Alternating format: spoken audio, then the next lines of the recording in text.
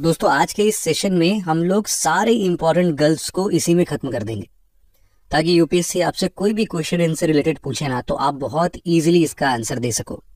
और ये सिर्फ ज्योग्राफी के लिए रिलेवेंट नहीं है बल्कि आपके दूसरे सब्जेक्ट्स जैसे कि इंटरनेशनल रिलेशंस हैं या जियोपॉलिटिक्स हैं, इन सबको भी समझने में काफी हेल्प करेगा। तो चलिए फिर शुरू से स्टार्ट करते हैं। सबसे पहले गल्फ को समझने की कोशिश करते हैं कि आखिर गल्फ है क्या, इसका सिग्निफिकेंस क्या है।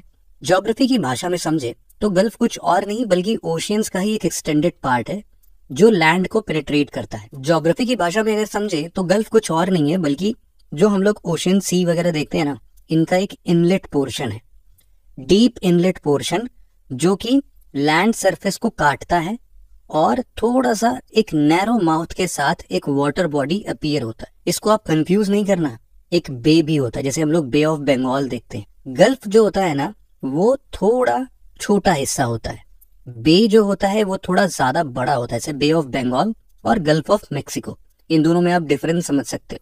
सिमिलरली आपको ये समझ में आ गया कि बे और गल्फ यूजुअली एक ही जैसे हैं, लेकिन बस कोई छोटा है कोई बड़ा है, किसी का माउथ नैरो है किसी का वाइड है। साथ ही अगर हम लोग स्ट्रेट्स की बात करें तो स्ट्रेट्स क्या होते हैं, सिमिलर जैसा टर्म है।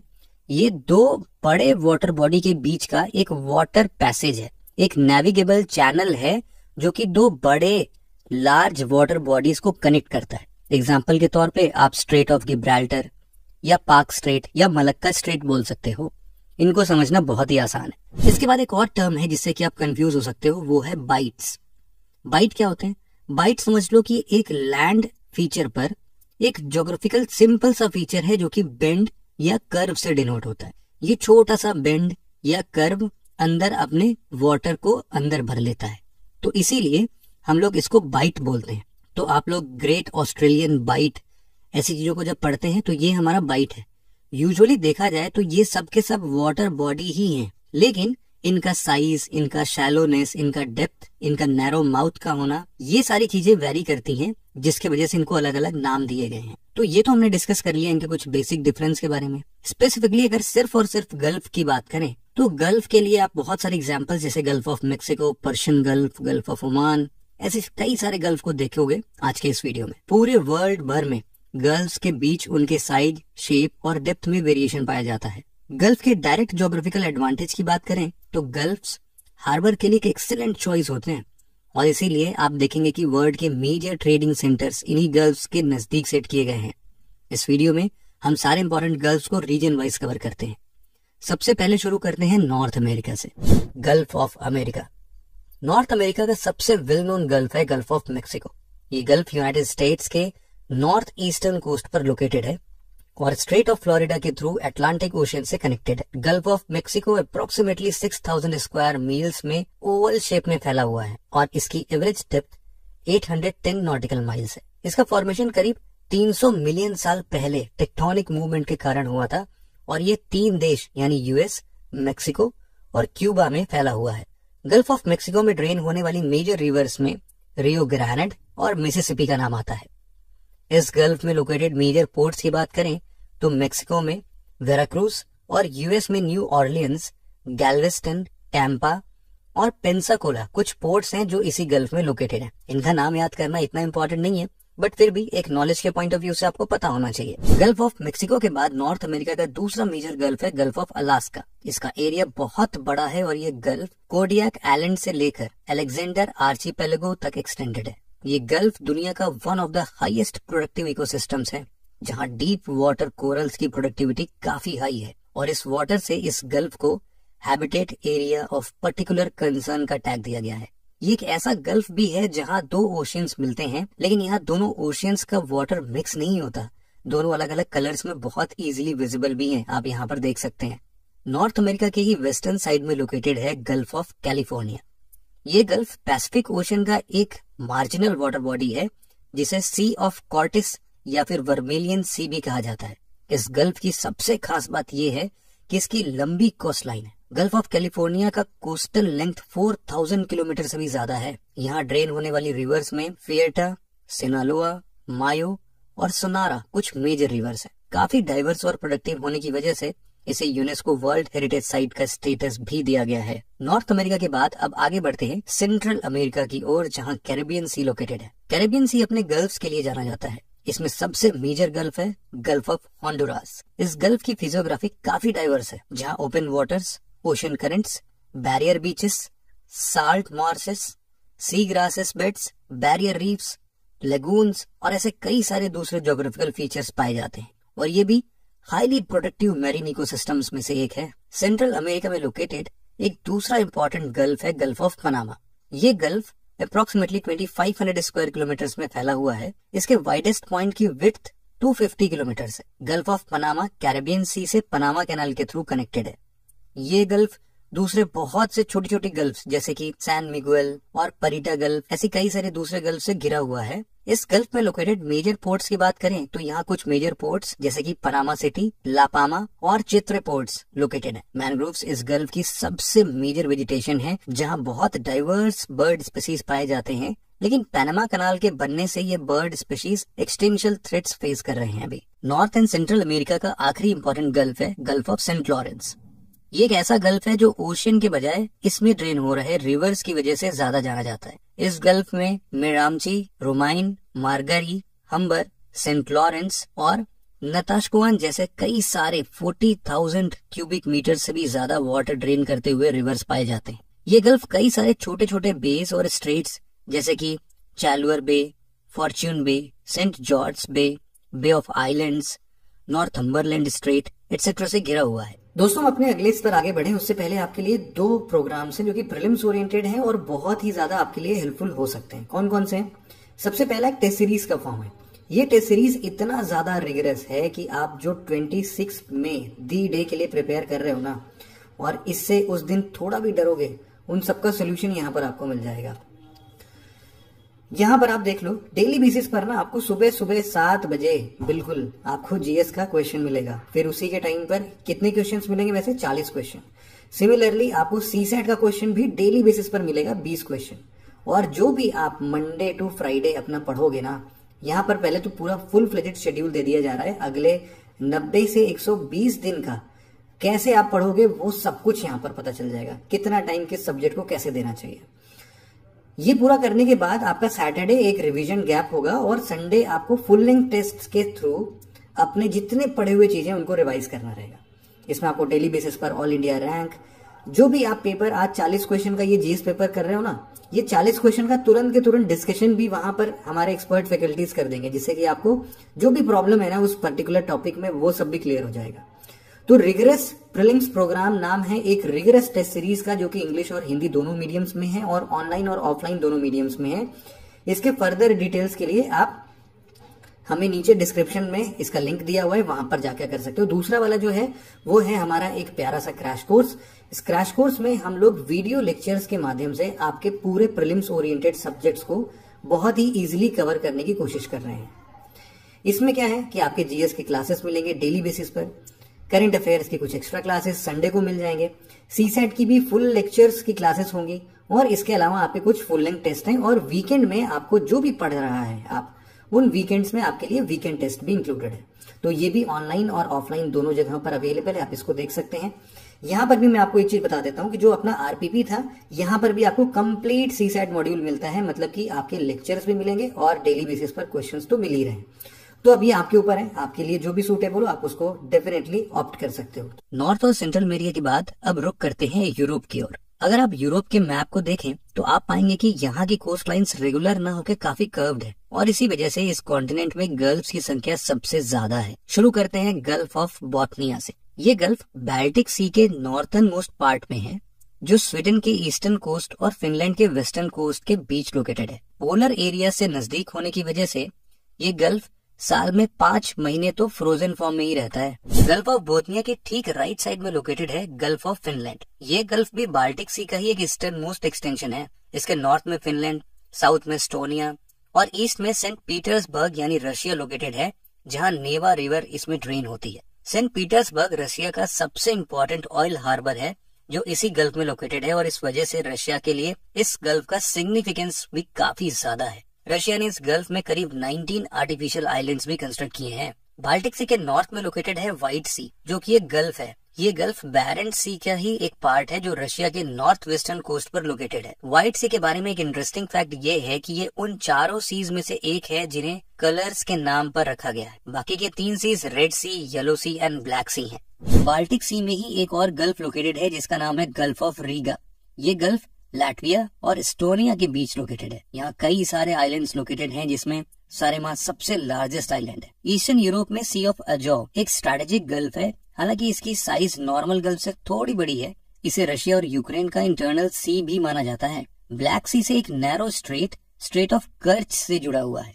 अब अगर वेस्टर्न यूरोप की बात करें तो यहाँ सबसे important gulf of Cadiz located है।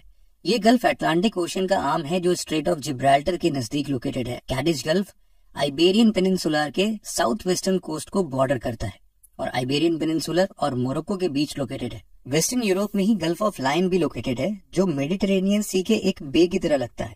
ये गल्फ सदर्न फ्रांस और नॉर्थ ईस्टर्न स्पेन के बीच लोकेटेड एक इम्पोर्टेंट गल्फ है। पोर्ट ऑफ मार्सेई यहाँ का सबसे मेजर पोर्ट है। इस गल्फ एरिया में कोल्ड विंड्स मिस्ट्रल और ट्रामोंटेन आपस में मिलते हैं। अब मेडिटेरेनियन सी के ईस्टर्न साइड की बात करें तो यहाँ गल्फ ऑफ वेनिस लोकेटेड है। ये गल्फ एड्रियाटिक सी के बिल्कुल एक्सट्रीम नॉर्थ पर सिचुएटेड है। ये गल्फ इटली, क्रोएशिया और स्लोवेनिया को बॉर्डर करता है। अमेरिका और यूरोप के बाद अब बात करते हैं वर्ल्ड का मोस्ट जियोपॉलिटिकली सेंसिटिव रीजन यानी मिडिल ईस्ट में लोकेटेड गल्फ्स की, गल्फ्स ऑफ एशिया। यहाँ आपको बता दें कि अगर आप मिडिल ईस्ट की पूरी ज्योग्राफी को आसानी से समझना चाहते हैं तो हमारे चैनल पर इस पर एक डिटेल्ड वीडियो ऑलरेडी अपडेटेड है। आप इस वीडियो को डिस्क्रिप्शन में दिए लिंक पर क्लिक करके मिडिल ईस्ट के ज्योग्राफी को भी बहुत आसानी से समझ सकते हैं। खैर, हम इस वीडियो में बात करते हैं मिडिल ईस्ट में लोकेटेड कुछ मेजर गल्फ्स के बारे में। मिडिल ईस्ट का पहला मेजर गल्फ है गल्फ ऑफ एडन जो इंडियन ओशन में येमेन और सोमालिया के बीच लोकेटेड है। ये एक डीप वाटर गल्फ है जो बाब एल मंडेब स्ट्रेट के थ्रू रेड सी से जुड़ा हुआ है। कहते हैं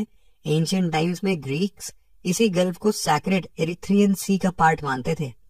gulf of Aden Swiss canal से होकर गुजरने वाले शिपिंग रूट्स का एक इम्पोर्टेंट पार्ट है और एक एस्टिमेट के अनुसार साल में लगभग 21,000 से भी ज्यादा शिप्स गल्फ ऑफ एडन से होकर पास करते हैं। इसी तरह गल्फ ऑफ अकाबा भी मिडिल ईस्ट का एक इम्पोर्टेंट गल्फ है जो रेड सी के नदर्न टिप और सिनाई पेनिनसुला के ईस्ट में लोकेटेड है। इसका कोस्ट लाइन 4 कंट्रीज जो कि इजराइल, इजिप्ट, जॉर्डन और सऊदी अरेबिया के बीच डिवाइडेड है। इसके नदर्न कोस्ट पर ताबा, एलाट और अकाबा जैसे इम्पोर्टेंट सिटीज लोकेटेड है और इसके साउथ में सऊदी अरेबियन सिटी हक्ल लोकेटेड है। इस गल्फ में इजरायली सिटी एलाट लोकेटेड होने की वजह से इजराइल में इसे गल्फ ऑफ एलाट भी कहा जाता है। ये गल्फ एशिया और अफ्रीका के लिए एक मीटिंग पॉइंट की तरह भी काम करता है। जियोलॉजिकली ये गल्फ ग्रेट रिफ्ट वैली का ही पार्ट है। गल्फ ऑफ अकाबा के बाद अब हम बात करते हैं गल्फ ऑफ बहराइन के बारे में जो पर्शियन गल्फ का ही पार्ट है। इसके लोकेशन की बात करें तो ये गल्फ पर्शियन गल्फ के वेस्ट में सऊदी अरेबिया और कतार पेनिनसुला के बीच लोकेटेड है। कतार पेनिनसुला गल्फ ऑफ बहरीन को मेन वाटर बॉडी से सेपरेट करता है।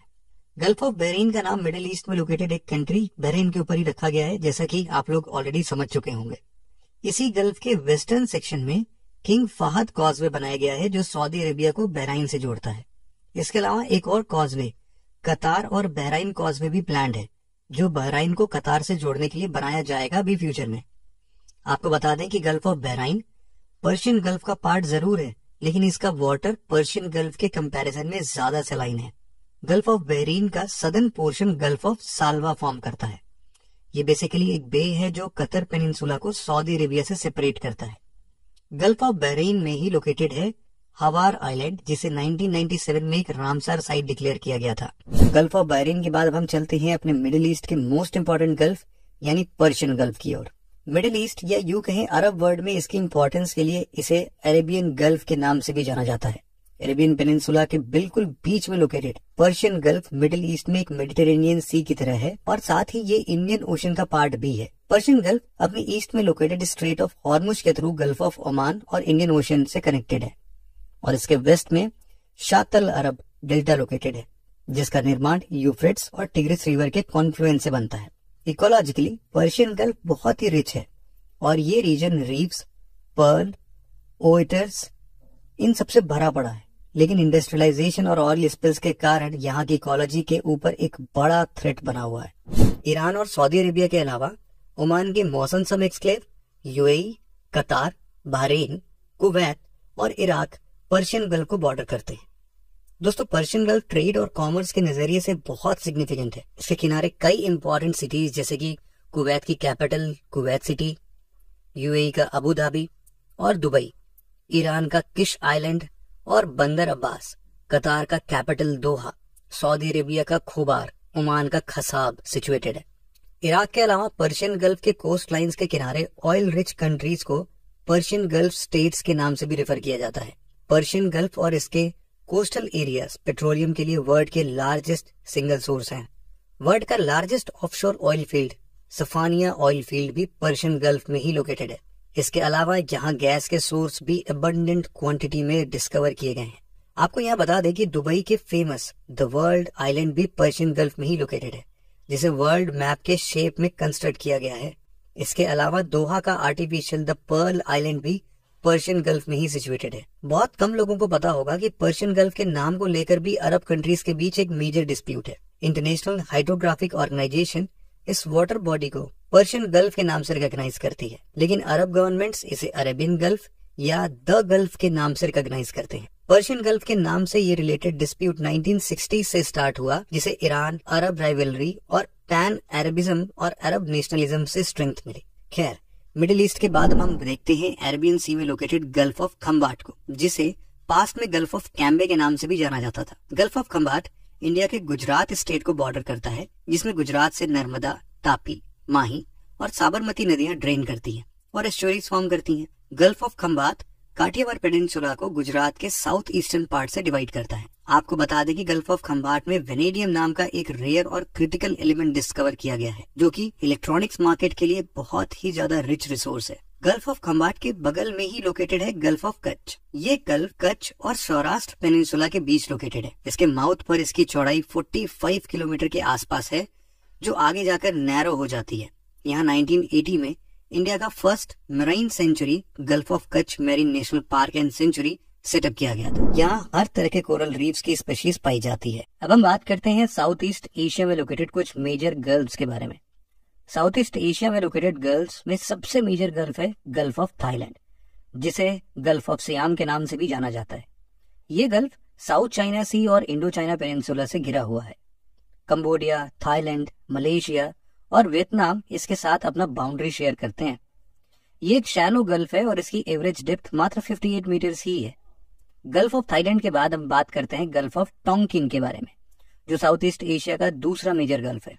ये गल्फ नदर्न वियतनाम के पास लोकेटेड है और ये गल्फ पैसिफिक ओशियन का ही एक शैलो एक्सटेंशन है।